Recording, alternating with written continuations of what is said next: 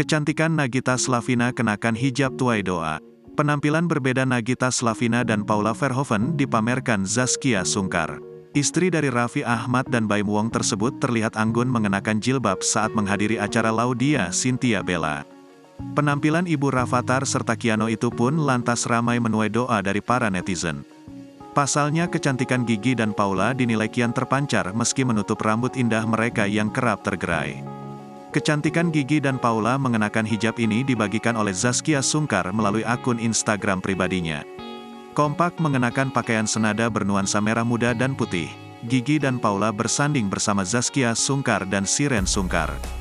Dari sekian foto yang dibagikan, salah satunya memperlihatkan gelagat Paula dan Gigi yang tampak tersipu malu.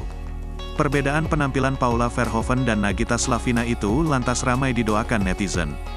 Sebelumnya penampilan berbeda juga pernah ditunjukkan oleh Nagita Slavina saat bersama Zaskia Sungkar dan beberapa rekan publik figur lainnya. Pasalnya, istri Raffi Ahmad tersebut tampak begitu anggun dengan menggunakan hijab hingga memicu reaksi dari Irwansyah.